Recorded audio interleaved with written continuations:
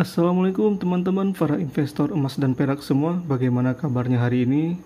Masih suka buka web Antam atau Kitco dan berharap harga emas akan naik? Kita ternyata satu frekuensi ya.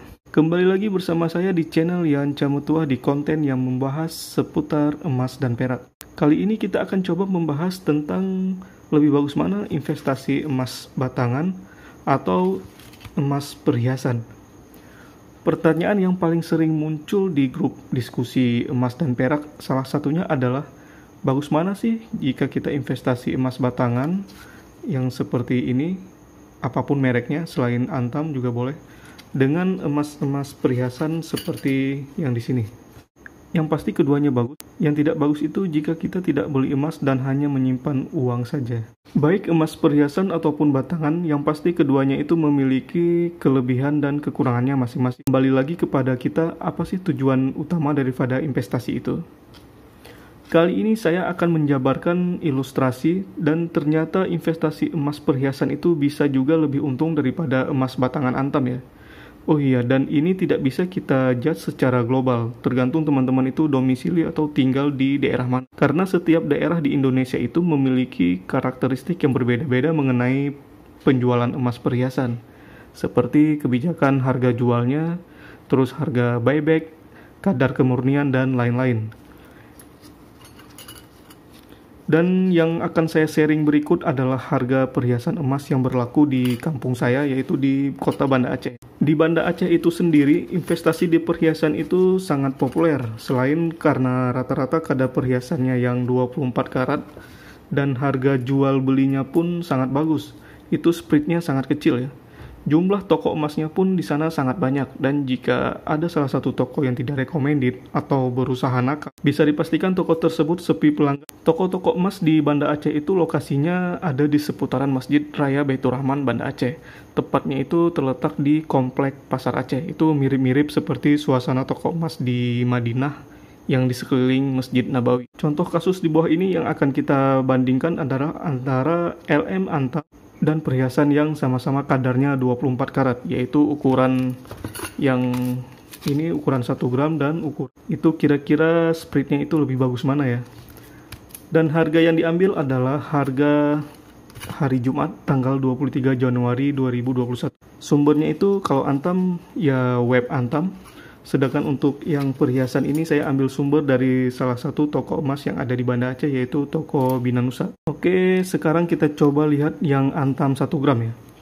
Ini emas Antam 1 gram, harga belinya itu di 961.000. Ditambah PPh 0,45% sekitar 4.000. Jadi totalnya menjadi 965.000.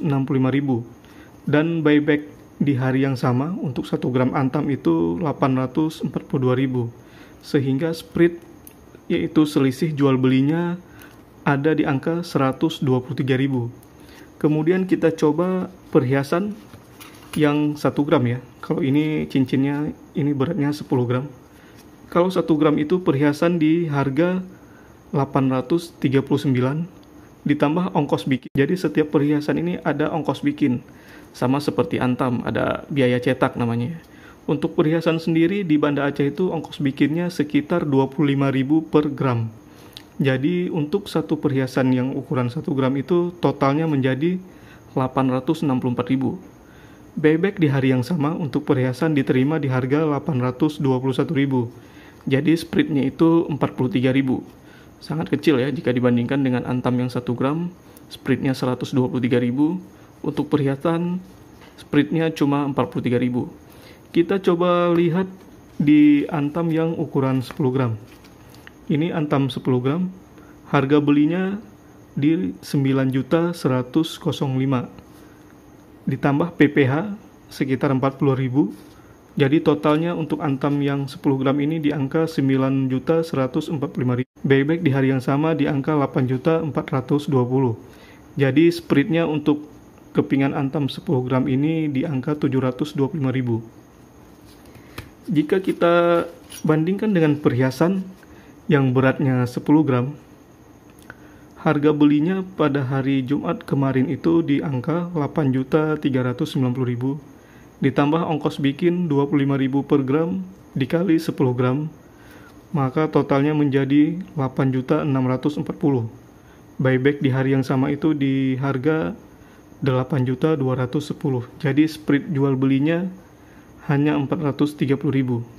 Jika kita lihat dari tabel di atas itu, untuk emas yang ukuran 1 gram, spread selisih jual beli Antam itu sangat besar ya, yaitu di angka 123.000. Sedangkan untuk emas perhiasan, spreadnya itu hanya 43.000. Jadi lebih bagus spread emas perhiasan 3 kali lipatnya. Dan untuk emas yang 10 gram, spread Antam sekitar 725.000. Sedangkan perhiasan spreadnya 430.000, hampir setengahnya. Di sini kita bisa ambil kesimpulan, untuk emas Antam itu semakin besar gramasinya yang kita beli, maka spreadnya itu semakin bagus dan semakin kecil.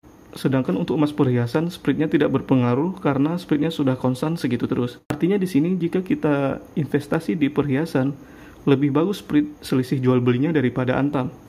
Dan kesimpulan yang bisa kita ambil, mau investasi emas batangan ataupun investasi di emas perhiasan, sebenarnya itu sama-sama bagus. Investasi di emas perhiasan juga bagus asal kita tahu dan paham bagaimana caranya. Seperti pilihlah toko emas yang kredibel, yang terpercaya, jangan toko emas yang abal-abal atau kaleng-kaleng. Cari toko emas yang update harganya setiap hari dan mengikuti harga emas dunia. Pilih toko emas yang benar-benar jujur dengan kadarnya, kemurniannya, dan jangan sampai saat kita beli kadarnya 22 karat, dan saat kita jual kadarnya berubah menjadi 18 karat.